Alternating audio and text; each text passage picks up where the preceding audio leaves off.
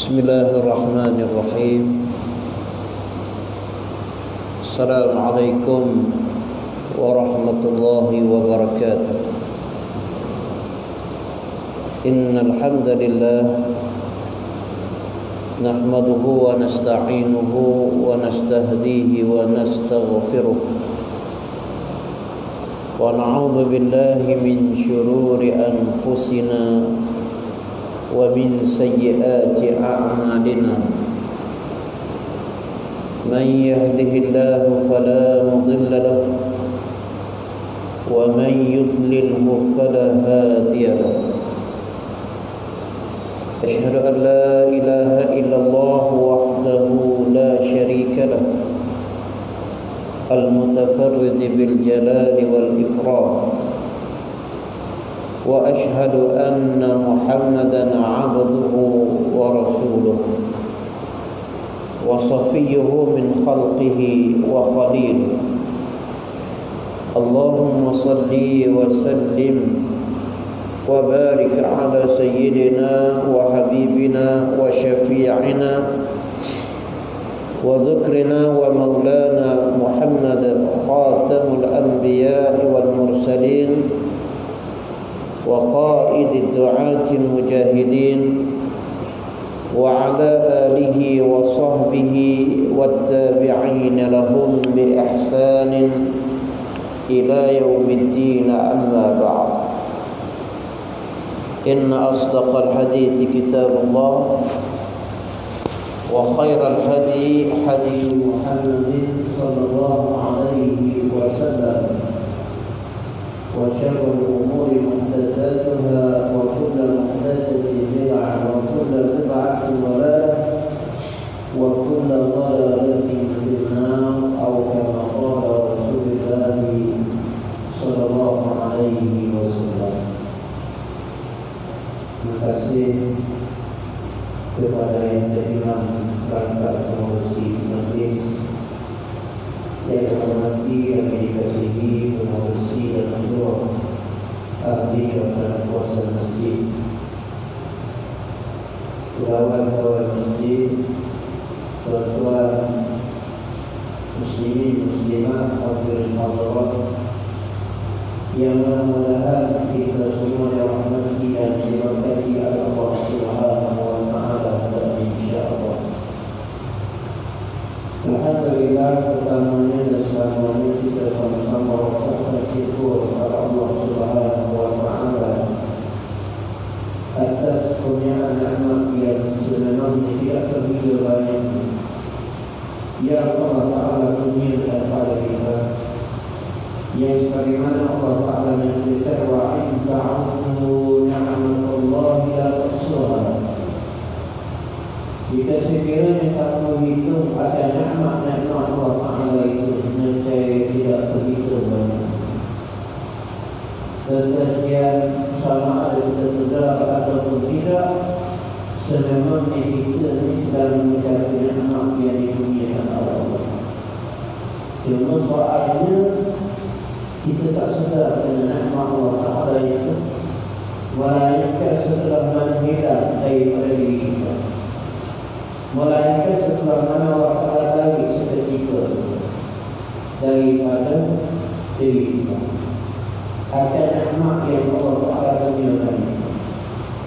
Walaupun dengan sedikit-sedikit nikmat tertentu, kadang-kadang tak besar Allah Ta'ala jadikan kesekian, dia mengakibatkan hukum sikit, dia hukum kita dah rasa kesekian kesakitan yang teramat sangat.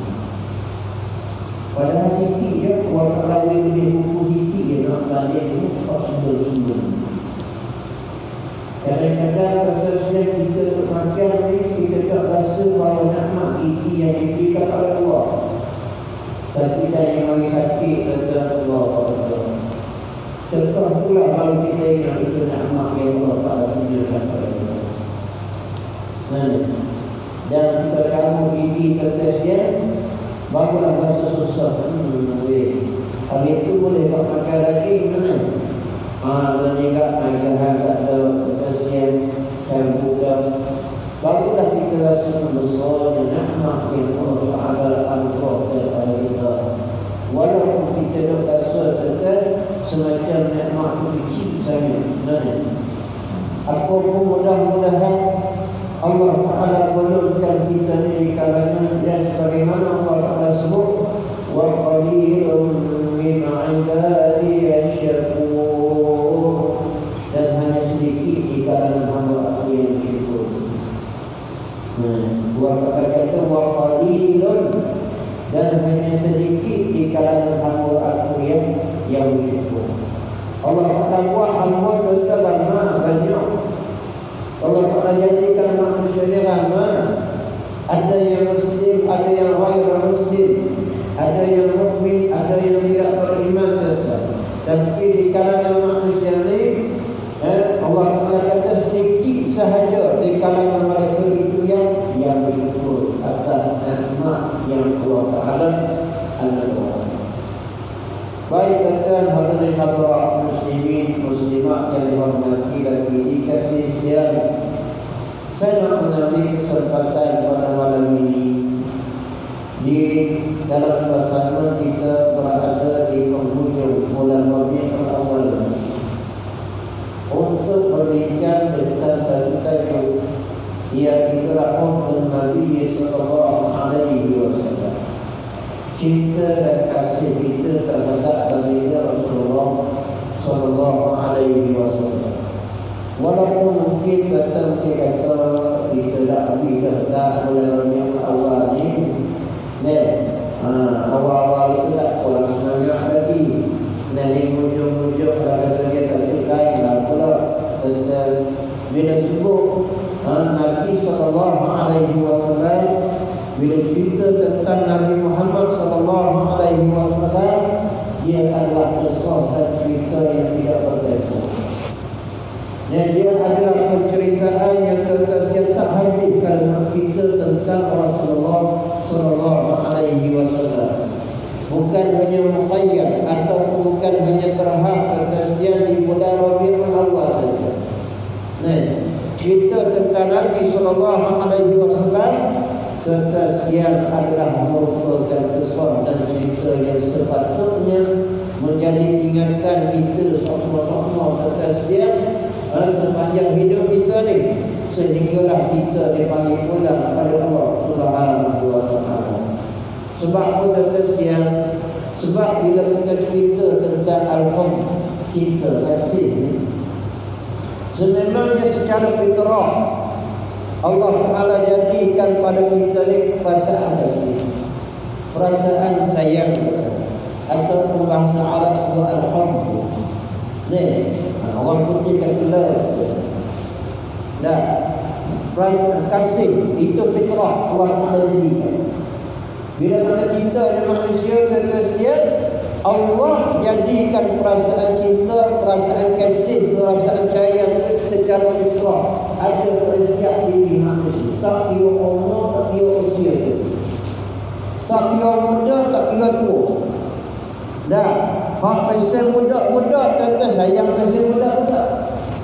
Kita lagi kata coklat pada anak kita. Kalau kita nak ambil balik dia keluar, dia ngaul kata dia mana. Kita kira tangan dia kata coklat hak kita lagi, pasal hak dia dah. Dia rasa tu hak dia. Kalau kita ambil balik, memang dia mana. Tetap Allah Ta'ala jadikan kita manusia ni kasih tetasnya pada anak isteri, kasih pada harta benda, itu fitrah Allah Ta'ala buat lagu. Tetap harta kita beli bahagian yang paling murah sekalipun, dia letak diri kita rasa dan tetap kita sayang. Tetap harta kita main masjid ni contoh, kita makan lipat di pun tak mahal, tak lipat di pun. Tapi kata bila mana kita turun masjid hilang limpah, susah hati lah. Kata susah hati lah. Kalau kata kita limpah tadi kita mari-mari parking depan masjid ni, turun-turun kata lepas pada kita sembahyang, tak ada. Tak ada limpah kita. Kita mari susah hati lah ni. Kalau ini hak dekil sikit kata sekian, marah hanya. Lebih hanya. Lepas sangat. Walaupun kau dah limpah tu tak siap hilang, tu ada lipat di macam mana dak tibasa sangat. Mai hang sini tu ada dia. Nah main bah lipat ada tu kan. Padahal baru disadar ni. Nah baru sudah maya tetes dia tak pasal main tak macam-macam dah hukum. Nah, dia kok hilang lipat tu. Pasal kita sayang lipat kita. Pasal tu harta kita. Allah Ta'ala jadikan fitrah. Dan itu juga terus dia Allah Ta'ala jadikan kita sayang pada orang yang sememangnya ada silah, ada hubungan dengan kita. Mak ayah kita, sebab apa kita sayang pada ibu, semua orang tahu jawapannya mengapa perlu kita sayang pada mak kita. Kemudian terus dia, mengapa kita sayang pada ayah kita, sudah pasti kita mampu nak beri jawapan sebab apa kita sayang pada ayah kita. Nah, maka terusnya masa malam ni yang kita nak bicarakan tentang kasih dan sayang kita pada Nabi SAW. Apakah selayaknya kita perlu sayang dan cinta ke Rasulullah SAW? Serta muslimin muslimat sekalian, sudah semestinya kita perlu meletakkan kasih dan sayang kita pada Nabi SAW. Sebab perkataannya, sebab dalilnya terlalu banyak. Nah, kita sebab apa kita perlu sayang pada Rasulullah SAW? Terlalu banyak kata adillah dalil yang mewajibkan kita perlu kasih dan sayang kepada Rasulullah SAW. Bukan sekadar ketersediaan di bulan Rabiul Awal, tetapi di sepanjang kehidupan kita yang ketersediaan adalah menjadi kewajipan kita untuk sayang kepada Rasulullah SAW. Dalam keadaan ketersediaan mungkin ada persoalan yang akan timbul ketersediaan dalam diri kita. Kita kata apa faedahnya bila mana kita sayangkan Nabi SAW? Kalau kita kata ialah sahabat dulu ketersediaan, mereka sempat hidup bersama dengan Rasulullah SAW. Allah Ta'ala kurniakan kepada sahabat rezeki ketersediaan boleh bertemu mata dengan Rasulullah SAW. Boleh berkata-kata dengan Nabi SAW. Sahabat ketersediaan boleh tengok batang tubuh Rasulullah SAW. Tapi kita tetap ditakdirkan oleh Allah lahir dalam keadaan tak berkesempatan untuk melihat baginda Rasulullah SAW. Kita tidak berkesempatan untuk cakap dengan Nabi SAW. Maka ketersediaan dalam keadaan itu, adakah kita ni selayak untuk mendapat kasih dan sayang Rasulullah SAW? Kita kata sahabat, okey, bereslah sahabat. Tak apalah. Sahabat ni memang dah ketersediaan. Dia dah dapat nikmat bersama dengan Nabi dan mereka tu mendapat martabat dan gelaran radhiyallahu anhum. Bila sebut sahabat kata, maka kita akan sebut radhiyallahu anhum. Allah redha kepada mereka. Pak kita ketersediaan hak umat akhir zaman ni kan? Kalau kita sayang ke Nabi, Pak Nabi tahu dah kita sayang. Adakah kita yang tersedia dalam kalau kita kasih ke Rasulullah SAW berkesempatan untuk bersama dengan Rasulullah SAW? Ataupun tidak? Bagi menjawab persoalan ini, kata yang dikasih sekian, kita rajak pada satu hadis yang diriwayatkan oleh Sayyidina Abdullah bin Mas'ud radhiyallahu ta'ala anhu. Hadis ini ditakhrijkan oleh Imam Bukhari Muslim. Hadis yang diriwayatkan oleh Imam Bukhari Muslim. Di mana ketersediaan kata Sayyidina Abdullah bin Mas'ud. Abdullah bin Mas'ud ni sahabat Nabi SAW. Merupakan ulama as-sahabah, yang merupakan di kalangan sahabat Nabi SAW. dikenali sebagai Ibnu Mas'ud ni kata dia adalah merupakan ulama sahabat. Sebab sahabat ni bukan semua ulama. Dan kita kena faham mana? Bukan semua sahabat tu adalah ulama. Hanya kata dia ba'du sebahagian daripada sahabat ini adalah merupakan ulama. Yang Allah Ta'ala kurniakan ilmu lebih daripada orang-orang yang lain. Termasuk di kalangan mereka ni tetap ialah Sayyidina Abdullah bin Mas'ud radhiyallahu ta'ala anhu. Baik, kata Sayyidina Abdullah bin Mas'ud kata ataupun Ibnu Mas'ud, kata beliau, qala jaa rajulun ila Rasulillah sallallahu alaihi wasallam faqala, kata Sayyidina Abdullah bin Mas'ud, mari seorang laki-laki mengajak baginda Nabi sallallahu alaihi wasallam. Faqala, maka dia kata kepada Rasulullah sallallahu alaihi wasallam, dia ajukan soalan kepada Nabi sallallahu alaihi wasallam. Dia katakan apa? Dia kata, ya Rasulullah, kaifa taqulu fi rajulin ahabba qauman wa lam yalhaq bihim. Betul, dia tanya soalan. Dia kata, ya Rasulullah, apa pandangan Rasulullah sallallahu alaihi wasallam tentang seseorang yang mana dia dikasih kepada satu-satu golongan, tetapi orang atau golongan yang dia kasih itu tak pernah pun dia ketemu. Macam kita yang ditakdirkan oleh Allah, kata dia, kita ni tak berkesempatan jumpa Nabi sallallahu alaihi wasallam, tapi kita sayang Nabi. Lagu mana? Jadi Sayyidina sahabat ni kata, laki-laki ni mengajukan soalan kepada dia, mengajukan soalan sebenarnya mewakili kita semua. Nah, mewakili kita dah, yang memang ditakdirkan oleh Allah takdan kata dengan Rasulullah sallallahu alaihi wasallam. Setelah dia, maka apa jawab baginda Rasulullah sallallahu alaihi wasallam? Sabda Nabi sallallahu alaihi wasallam, qala Rasulullah sallallahu alaihi wasallam, maka sabda baginda Rasulullah sallallahu alaihi wasallam, al-mar'u ma'a man ahabba. Jawab baginda Nabi sallallahu alaihi wasallam, seseorang itu dia akan bersama dengan orang yang dia kasih. Maksudnya tetap Nabi nak ayat kepada kita, dan kalau betul dia sayangkan Rasulullah sallallahu alaihi wasallam, maka nanti di hari akhirat dan ulama-ulama atas dia menghuraikan hadis Nabi sallallahu alaihi wasallam, ulama kata al-mar'u ma'a man ahabba ayyul jannah.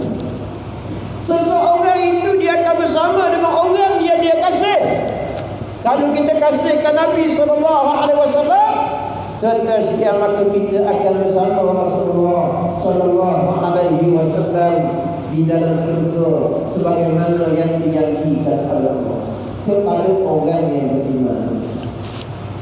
Nah, itulah setelah green light, lampu hijau yang diberikan, janji yang diberikan oleh baginda Nabi sallallahu alaihi wasallam. Nah, kepada kita umat akhir zaman ni, kalau benar, kalau betul kata kita sayangkan Nabi sallallahu alaihi wasallam, maka insya-Allah kita akan berkesempatan untuk bersama Rasulullah sallallahu alaihi wasallam di dalam syurga di hari akhirat insya-Allah. Dan sahabat-sahabat kata yang dikasih sekalian, mereka menunjukkan kasih serta sayang mereka kepada Rasulullah sallallahu alaihi wasallam. Kata muslimin muslimat sekalian, tadi kita tanya soalan, adakah perlu kita sayangkan Nabi sallallahu alaihi wasallam? Karena soal kita sayangkan mak ayah kita, kita mampu dah beri jawapan sebab kita perlu kasih. Kita perlu sayangkan Rasulullah sallallahu alaihi wasallam, kita perlu sayang pada mak ayah kita. Tapi soalan yang atasnya, mengapa perlu kita sayang ke Rasulullah sallallahu alaihi wasallam? Sekian Allah Taala menyebut dalam Quran, "Wa ma arsalnaka illa rahmatan lil alamin." Kata Allah, dan tidak kami utuskan engkau wahai Muhammad sallallahu alaihi wasallam melainkan sebagai pembawa rahmat kepada seluruh alam. Serta muslimin muslimat Allah tersebut. Tidak kami utuskan engkau wahai Muhammad sallallahu alaihi wasallam melainkan sebagai pembawa rahmat. Sebab serta muslimin muslimat dengan kesungguhan Nabi sallallahu alaihi wasallam, dengan kesungguhan baginda Rasulullah sallallahu alaihi wasallam menyampaikan dakwah kita, sehingga Islam itu sampai pada kita dan kita terima nikmat petunjuk dan hidayah dari Allah yang dengan Islam inilah kita boleh membezakan mana yang betul, mana yang salah. Dengan Islam kata sedia hidayah dan petunjuk yang dibawa oleh Nabi sallallahu alaihi wasallam menjadikan kita kata sedia berti nak beza hak mana dosa, hak mana salah. Dengan kesungguhan Nabi sallallahu alaihi wasallam kata sedia, kalau kita tengok dalam lakaran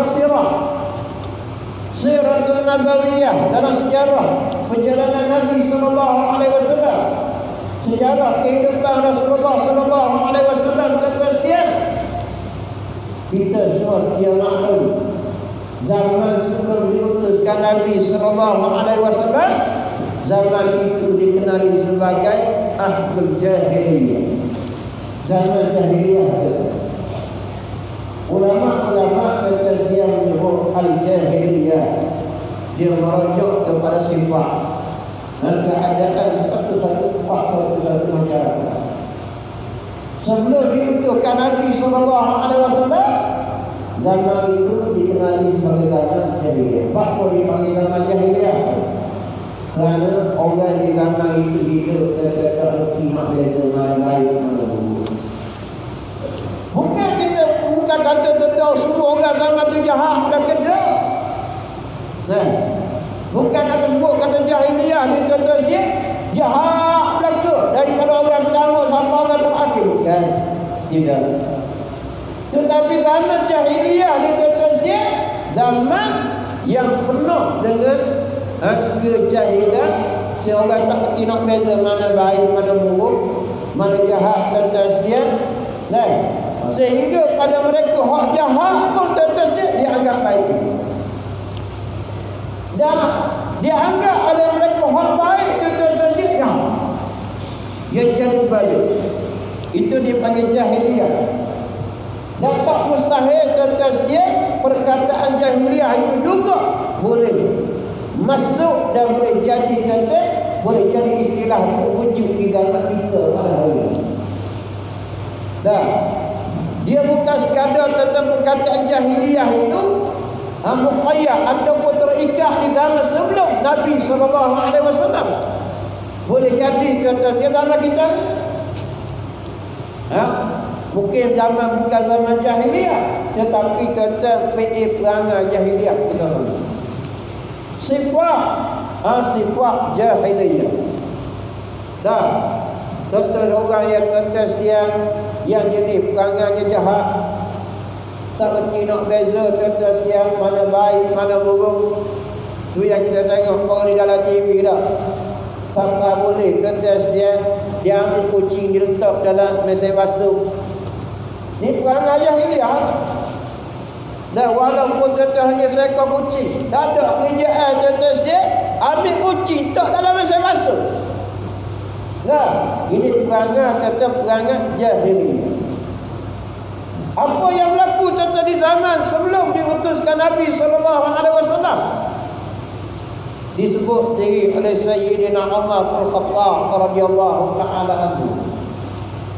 Sebab ada orang yang memerhati yang tengok tetap pada Sayyidina Umar Al-Khattab. Satu ketika tetap dia waktu Sayyidina Umar jadi khalifah ni, ada seorang tu tengok pada Sayyidina Umar. Sayyidina Umar tu seorang diri waktu tu. Dia tengok dari jauh kata, apa yang berlaku pada Sayyidina Umar pada hari itu pelik. Sebab apa? Sebab dia tengok mula-mula Sayyidina Umar ni, mula-mula dia senyum. Lepas pada dia senyum tu dia menangis pula. Kalau kita dah pelik ada. Pelik atas dia main apa nama senyum, apa ada senyum jebret pula. Orang kata ada something wrong tu. Dan ada benda tak kena atas dia main sangat pelik lagu juga. Dan maka sahabat ni kata kalau jatuh zaman kita hari ni why dah. Zaman Facebook, zaman WhatsApp ni kan. Enggak, zaman muda dia pakai ambil gambar. Berat dah, jatuh betul iman kata. Main lagu ni dia kata berat dah, tak iman apa kita ni. Ada isi dalam rumah. Baik kata. Jadi sahabat ni memerhatikan tingkah laku Sayyidina Umar ni, dia pun rasa pelik juga dengan apa yang berlaku pada Sayyidina Umar. Maka dia dirapat kata dia tanya. Dia kata, ya Amirul Mu'minin, ma baluka. Dia kata, wahai Amirul Mu'minin, apa sebab tadi saya tengok tuan mula-mula senyum, lepas tu menangis pula. Jadi sebab apa? Maka jawab Sayyidina Umar Al-Khattab. Dia kata, untuk sekolah yang tu kata dia. Sedang maka sahabat dia kata dah. Dia kata kebetulan apa? Lalu Sayyidina Umar kata ni. Umar kata, yang aku ni senyum tadi seorang tu sebab apa? Sebab tu ingat zaman dulu-dulu kata Umar. Zaman dulu kita ni jahiliah. Ni kalau tak kerana Nabi SAW dia kata mati kita dalam keadaan begitu. Sampai kata Umar, nak rakyat jahil kita hari tu ni, sampai peringkat buah kurma pun kita boleh buat jadi Tuhan, kata Umar. Kata Umar kata lagi. Dia kata Umar kata mengingat tak satu musafir dulu. Umar kata aku pun libat dalam musafir. Kita kata Umar bila nak jalan ni macam biasalah kita siap dengan bekal makanan. Lepas tu dengan barang-barang. Dia kata Umar kita tak lupa bawa Tuhan sekali. Kata Umar. Dan Umar kata Tuhan ni yang kita bawa tu Tuhan yang kita buat daripada buah kurma. Dia susun ke atas dia buah kurma ni sehingga jadi bentuk macam orang hikik. Jadi dia buat Tuhan. Dia sebut. Tuan-tuan, maka Umar kata tiba-tiba perjalanan tu tak sampai lagi makanan habis. Cerita dia. Dah hafal lagi. Tuan-tuan, siap perjalanan lagi tu dah hafal lagi. Salah bajet. Dah makanan habis dulu. Maka Umar kata kita namanya susah hati dia. Susah hati. Duk fikir nak makan apa ni. Makanan tak ada dah ni. Dah hak bawa ni. Maka tuan-tuan saya duk tengok, duk belak-belak, habis tak ada sikit habuk dah berkalah makanan. Jumpa-jumpa tuan-tuan dia buah kurma. Tapi masalahnya buah kurma jadi Tuhan. Buah kurma jadi Tuhan. Jadi tuan-tuan, mereka ni pun dalam keadaan susah hati weh. Nak makan lagu mana maka dia Tuhan. Dah. Betul lah dia buah kurma. Dah maka niat kosak dia, buah kurma tu jadi Tuhan dah. Maka Umar kata tuan-tuan si aku buat babi kata Umar. Aku ambil sebutir Umar kata aku makan. Bila aku makan tak ada apa satu, tak ada panas peti, tak ada sakit bulu apa kata Umar. Ambil 2 butir, pas 2 butir, ambil 3 butir. Orang lain tuan-tuan saya tengok Sayyidina Umar makan ni dah. Dan berkata tak jadi kata dia. Nah, pakak mari makan Melaka tuan-tuan dia, akhir-akhir tak ada tiga putih. Tiga putih. Hak dia buat Tuhan tu tiga putih. Tu Umar kata tu yang aku senyum seorang dia kata Umar tu ingat fakir lama dulu ni. Nak royak zaman tu jahiliah kata Umar siapa pekak Tuhan pun dia kata pergi reka sampai daripada buah kurma boleh jadi Tuhan. Allah Akbar. Nah, jadi dia tanya pula, nah, apa yang menyebabkan Tuhan menangis? Maka you begitu. Apa yang menyebabkan kamu menangis? Wahai Tuhan. Lalu Sayyidina Umar menyatakan, Umar kata mengenangkan perangai kita dulu juga, kata Umar. Anak-anak perempuan kita, kata Umar, kita tanam mereka hidup-hidup semata-mata kerana tradisi, semata-mata kerana adat. Bukan salah apa pun anak yang dilahirkan, tapi semata-mata kerana adat, kata Umar. Kalaulah anak-anak itu dibiarkan hidup, kata Umar, nescaya hari ini mereka dah besar menjadi anak-anak gadis kita. Tuan muslimin muslimah, maka sebab tu Umar nangis kata nitih hai mata Umar kerana semata-mata adat, semata-mata tradisi jahiliah. Maka sebab itulah benar kata apa ya Allah Ta'ala kata, وَمَا أَرْسَلْنَاكَ إِلَّا رَحْمَةً لِلْعَالَمِينَ. Tidak kami utuskan engkau wahai Muhammad sallallahu alaihi wasallam melainkan sebagai rahmat kepada sekalian alam. Rahmah kepada sekalian, rahmah artinya kasih sayang. Rahmah artinya kesejahteraan. Rahmah kata bila kita duduk dalam keluarga kita tentang keluarga yang harmoni, keluarga yang baik. Anak yang tahu hormat pada mak ayah, ibu bapa yang memberikan kasih sayang pada anak-anak kita. Rahmat. Ya. Di mana hilang rahmat tuan-tuan dalam keluarga kalau anak tak tahu nak hormat pada mak ayah. Tak ngerti nak hormat ke? Nah, bila ayah tegur, tuan-tuan dia jawab. Bila mak tegur, dia jawab. Nah, mak kata dah bapa yang lewat nak balik ni. Nah, pukul 2, pukul 3 pagi baru balik lagi mana? Dia ada cara pikir ke kan? Dia menjawab lagu tu, tuan-tuan. Anak kita, betul tak? Apa perasaan seorang ibu, apa perasaan seorang ayah? Hilang rahmat dalam keluarga. Hilang rahmat tuan-tuan dalam keluarga kalau si isteri menipu suami. Kalau suami menipu isteri. Hari ni tuan-tuan siapa banyak kes kerana Facebook apa ni berlakunya perceraian tuan-tuan. Dan duk main orang kata hubungan 2-3 hari. Dah, apa masuk tak ada apa bawa telefon.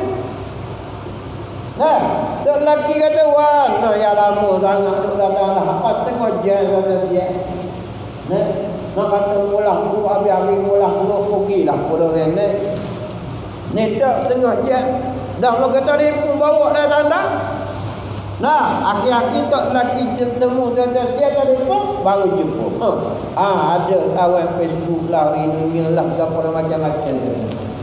Tak tahu dia. Gila lah. Kita juga tuan-tuan dalam masyarakat. Kita duduk dalam masyarakat tak ada rahmah, tuan-tuan kita duduk bersama dengan masyarakat. Kalau tuan-tuan tak ada sifat hormat menghormati. Mai duduk apa nama tuan-tuan masa catung rahmah. Tak ada macam lagi. Dengan kira sebelah buat balah. Mana? Tak ada tuan-tuan saya nak hormati wanawe. Sihat dah hari lain. Ada nak tanya khabar lagi. Wak masa catung ya. Aku mau. Duk main lagi tu ya. Tubik pagi tuan-tuan terbit gelap, balik gelap. Dalam rumah. Tak cara tuan-tuan siapa yang nak berlaku pada masyarakat. Tak cara tuan-tuan siapa yang nak berlaku pada masyarakat. Tak ada tuan-tuan siapa nak pergi surau, nak jenguk pergi masjid ke apa, tak ada. Tak ada rahmah tuan-tuan siapa kita bersama dengan masyarakat. Dah. Tak kena tuan-tuan, jiran sebelah pun tak tahu. Jiran sakit ke, hatta jiran mati pun dah sedap. Tekak banjir baru pulang. Nana, duk atas-atas takut. Nana, demo mak ada sini. Aku kena mu. Baru tahu, rakyat sepejabat tapi lama dah rajin komunikasi dah tahu. Dah, itulah contoh tuan-tuan saya nak royak. Betapa tak ada rahmah kita tuan-tuan dengan masyarakat kalau begitu keadaan. Allah utuskan Nabi SAW. Allah Ta'ala kata tuan-tuan dia rahmatan lil alamin. Rahmah kepada manusia. Yukhrijuhum minadh dhulumati ilan nur. Mengeluarkan manusia daripada kegelapan jahiliah kepada cahaya. Dan Allah Ta'ala utuskan Nabi SAW tetes yang mengajar kita pelbagai kaedah, pelbagai cara, pelbagai perkara nak suruh kita menjadi orang yang baik. Sudah.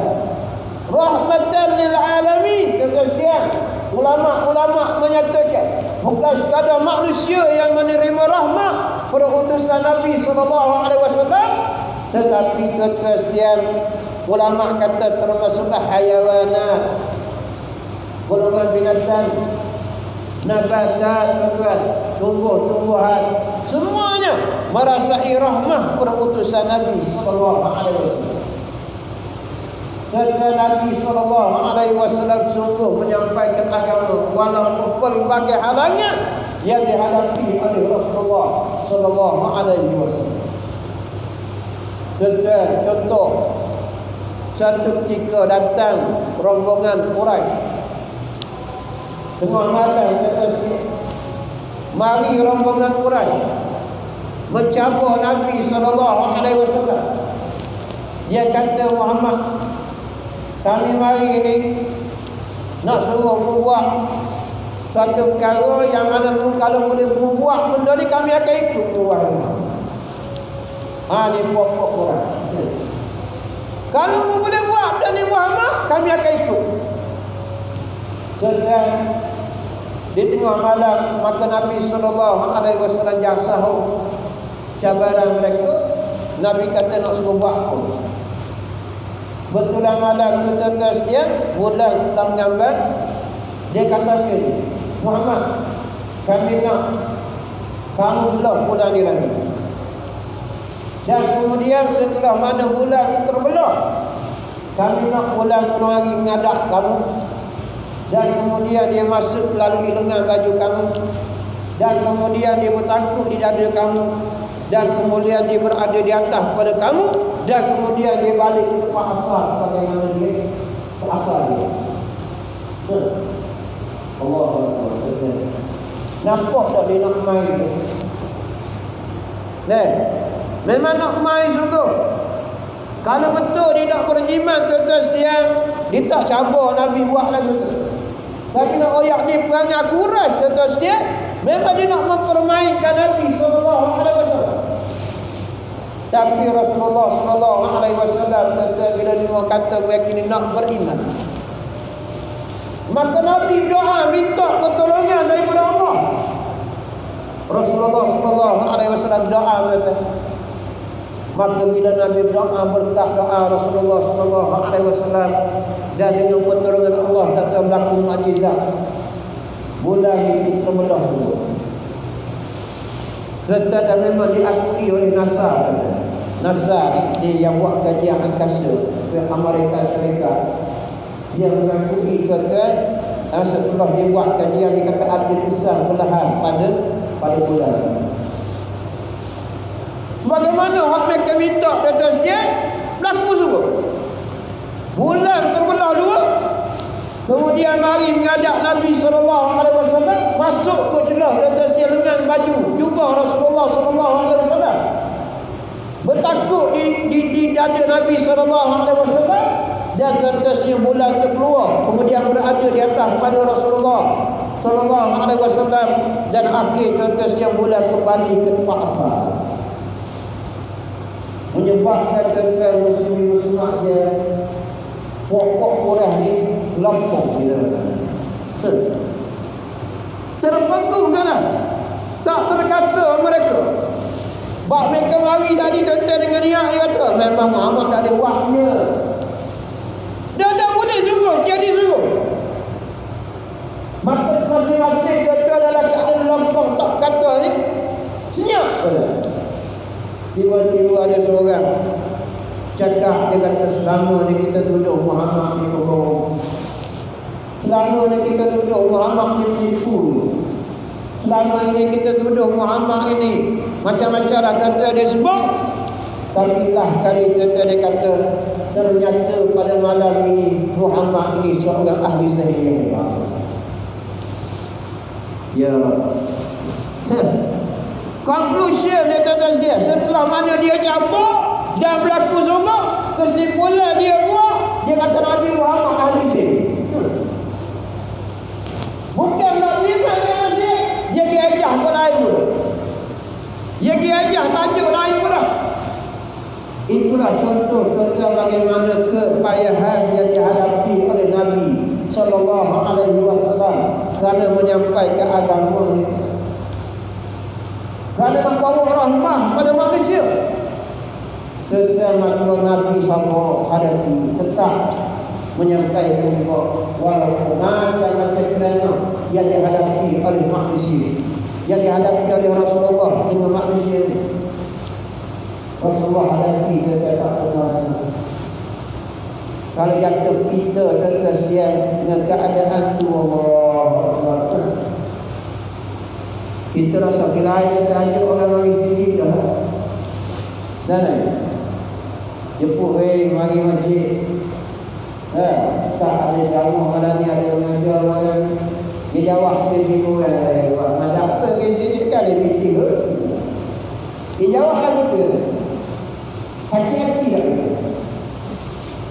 Memang kita nak ajak dia kata bukan kata suruh buat kerja pun, bukan nak suruh melawak sini dah. Mari-mari masjid duduk sekejap semua kuliah kata dia jawab bukan lagi pun ya.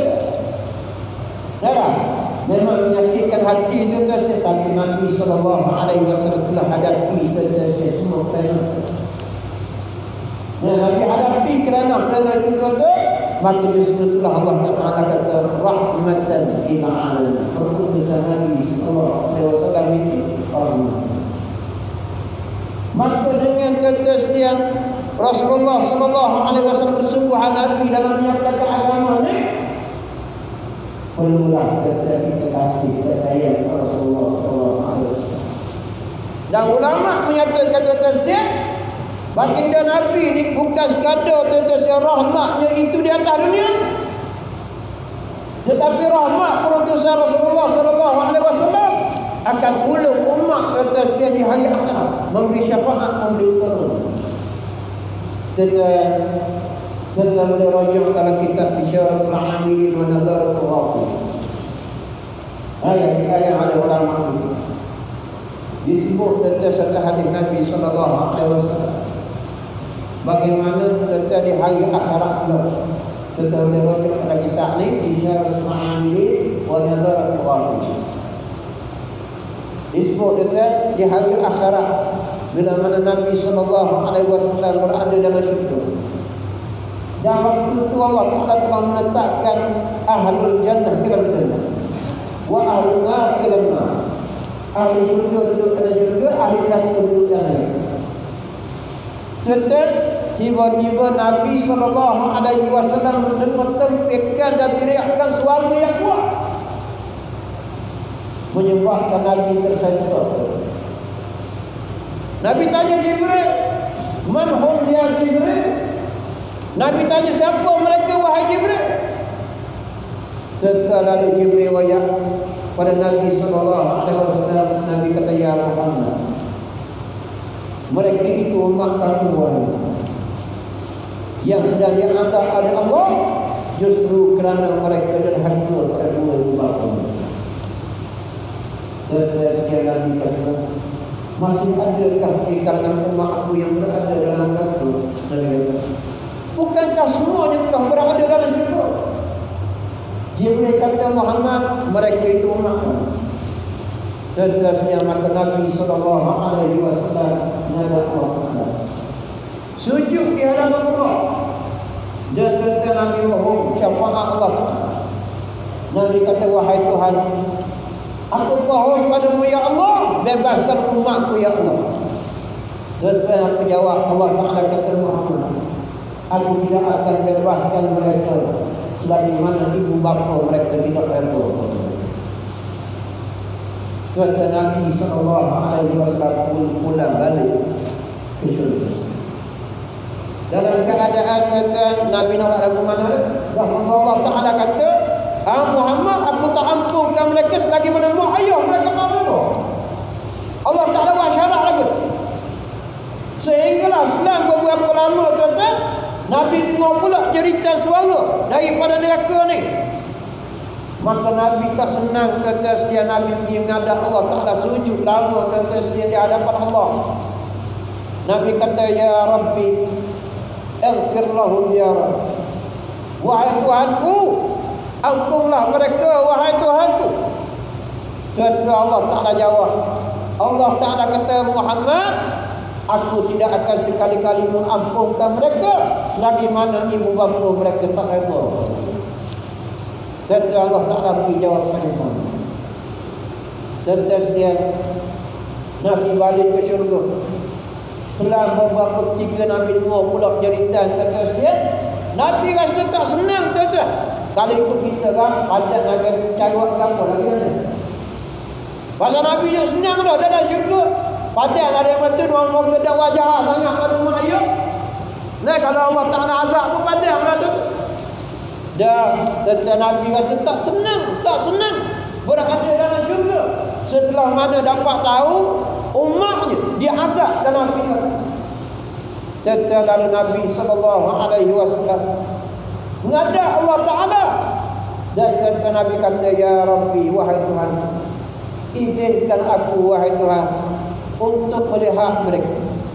Lalu Allah Taala menyuruh malaikat membuka tirai. Lalu Nabi melihat kata bagaimana mereka ini di kalangan umat Nabi sallallahu alaihi wasallam yang diazab ini, yang derhaka pada keluarga tua ni, kata mereka digantung dan dibakar di atas satu batang batu. Kata Nabi lihat dalam keadaan menangis Rasulullah sallallahu alaihi wasallam. Kata kemudian Nabi kata, ya Allah, izinkan aku ya Allah untuk bertemu dengan ibu bapa mereka. Maka Allah Ta'ala izinkan. Kata Allah Ta'ala izinkan Nabi SAW dipanggil semua orang yang berada dalam neraka itu, mak ayah dia kata, yang telah pun berada di dalam syurga. Dipanggil ibu bapa, berjumpa Rasulullah SAW. Kata Nabi SAW tanya kepada mereka, wahai sekalian ibu bapa yang anak-anak kamu sedang diazab di dalam neraka, aku mohon, kata Nabi sallallahu alaihi wasallam, atas dasar aku ni Nabi yang diputuskan kepada kamu, maka maafkanlah anak-anak kamu wahai sekalian ibu bapa. Setelah aku jawab ayah, dia kata, ya Rasulullah, cukuplah apa yang telah mereka buat pada kami wahai Rasulullah. Mereka tidur dalam keadaan kenyang, kamilah tidur dalam keadaan lapar wahai Rasulullah. Mereka memberikan lebih kasih sayang pada isteri mereka, mereka membiarkan kami wahai Rasulullah sallallahu alaihi wasallam, bahkan dihalau kami keluar daripada rumah mereka justru kerana mereka kasih dan sayang pada isteri-isteri mereka. Ya Rasulullah, kata mereka, cukuplah penderitaan apa yang dialami oleh kami wahai Rasulullah, biarkanlah mereka itu diazab oleh Rasulullah. Itu jawab ayat. Maka Nabi SAW memohon kepada Allah, ya Allah, tunjukkanlah pada mereka ini, yakni ibu bapa ini, akan anak-anak mereka yang sedang diazab di dalam mereka. Kata lalu dibukakan cerai.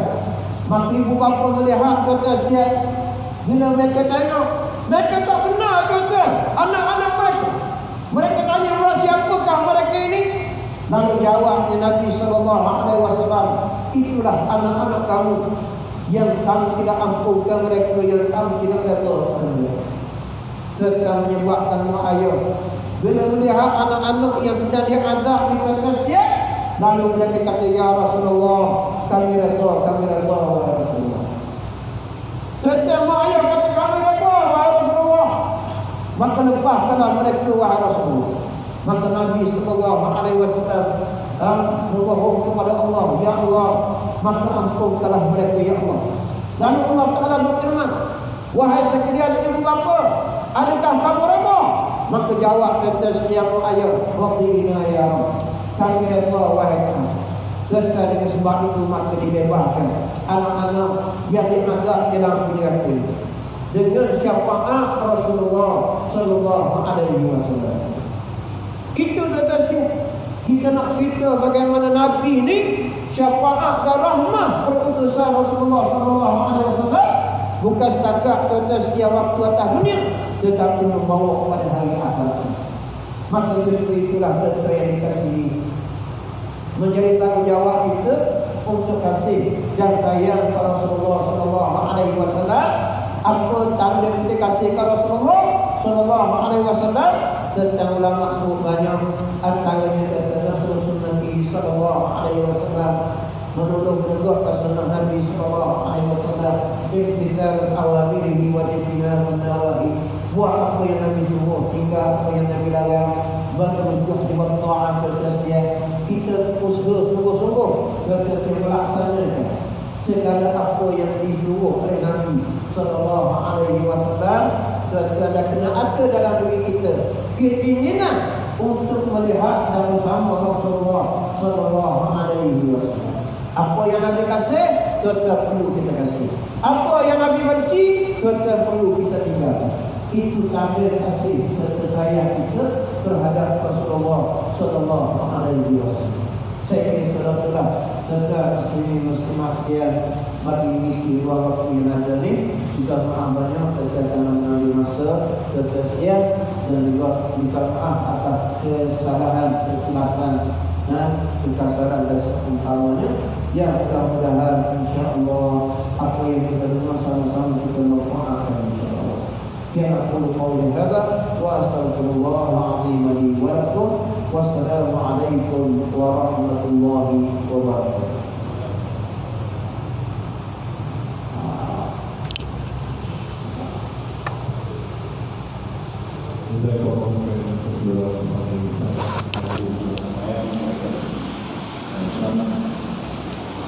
yang berkaitan dengan kasih kepada Nabi. Jadi diharap pada para jemaah yang berada di penerbangan ini dan juga pendengar di Johor, ya, mungkin samalah kita menjadi hamba Allah, menjadi umat Muhammad yang kasih kepada baginda Rasulullah SAW.